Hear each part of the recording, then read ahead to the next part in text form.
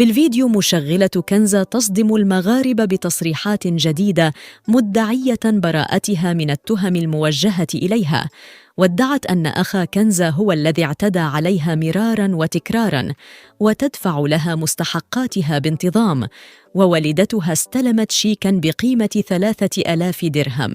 أولاً، وقبل المشاهدة فيرجى الإعجاب بهذا الفيديو.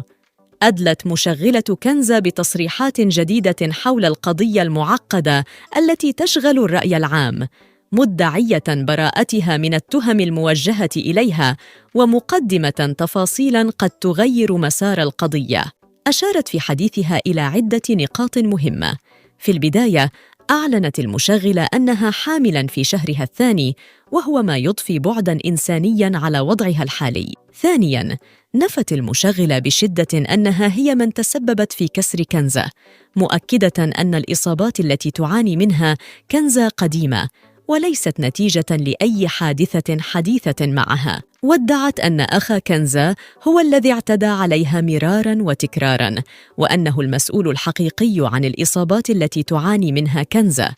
ثالثاً، أوضحت المشغلة تفاصيل حول الأجور التي كانت تدفعها لكنزة، حيث ذكرت أنها كانت تدفع لها 3000 درهم، نصفها تحصل عليه كنزة والنصف الآخر تحصل عليه والدتها. كما أشارت إلى أن والدتها استلمت شيكاً بقيمة 3000 درهم، مما يدل على أنها كانت ملتزمة بدفع مستحقات كنزة بانتظام.